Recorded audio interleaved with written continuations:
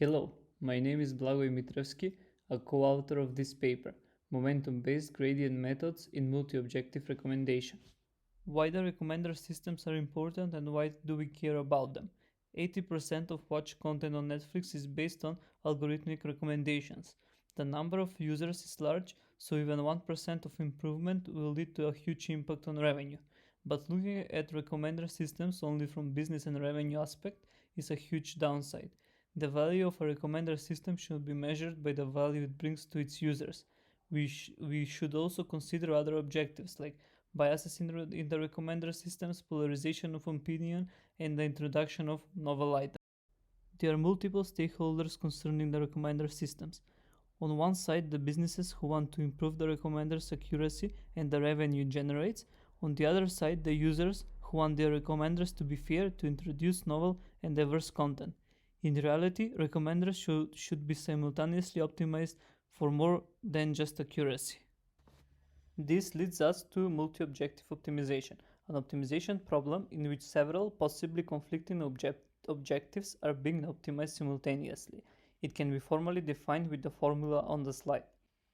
Unlike the single objective optimization problems, in multi-objective optimization, in general, there will not exist a single solution that is better with respect to all objectives. Thus, the solution is not a single solution, but a set of solutions called the Pareto set. Before formally defining a concept of Pareto optimal solution, we first define the concept of Pareto dominance. For example, the green solution dominates the red one. And the two green solutions on this image are Pareto optimal because they are not dominated by any other solution. And finally, the set of all non-dominated solutions is called the Pareto set. Multi-gradient descent is an algorithm for gradient-based multi-objective optimization. It can be used to develop a recommender system optimized for multiple objectives. The common descent vector is in the core of the multi-gradient descent algorithm. A common descent vector is a convex combination of the gradients of each objective defined with the formula on the slide. And the necessary conditions for a solution to be optimal are the KKT conditions. If we can find such a common descent vector, which is 0, we say that the solution is Pareto stationary. After the definition of the common descent vector and the Pareto stationary solution, we can present the multi-gradient descent algorithm. The algorithm is deterministic and is proven to converge to a Pareto stationary solution. For an arbitrary number of objectives, this algorithm gives us a way to compute the alphas to create a common descent vector in a way that taking an optimization step in the opposite direction of this common descent vector, we are optimizing for all the objectives simultaneously. To compute the alphas, we need to solve the following quadratic constraint optimization problem. If the common descent vector is a 0, then we are in a Pareto stationary point. If the common descent vector is not 0, we take an optimization step in the opposite direction of this common descent vector. This quadratic constraint optimization problem has an analytical solution for two objectives, and for more than two objectives, we can use the Frank-Wolfe constraint optimization algorithm.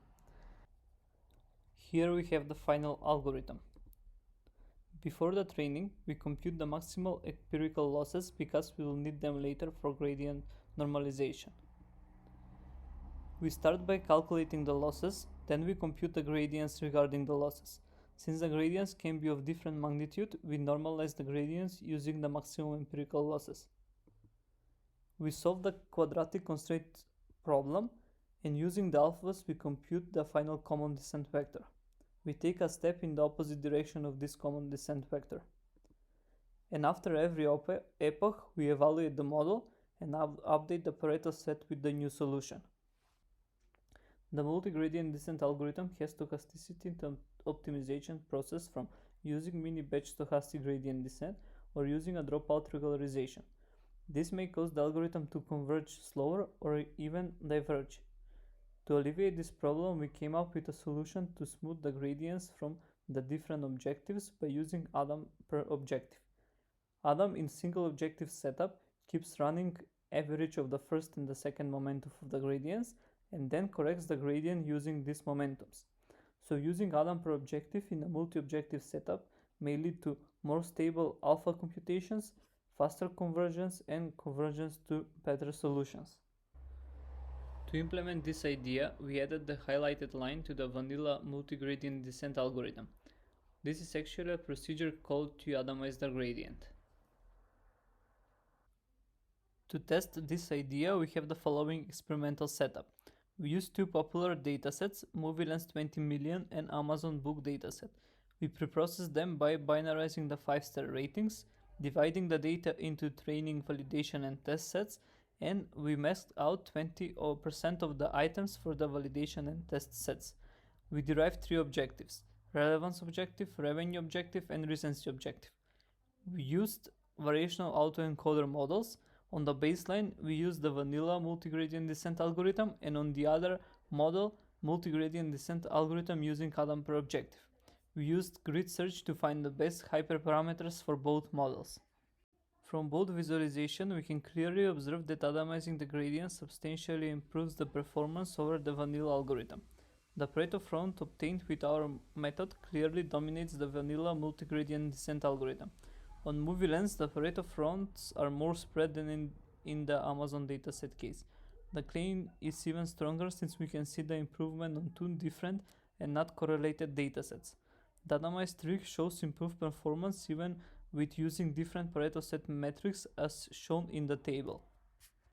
In the three-objective setup, for better visualization, we projected the three-dimensional Pareto fronts on 2 dimensions, and from the plots we observe an improvement in all the three combinations of objectives.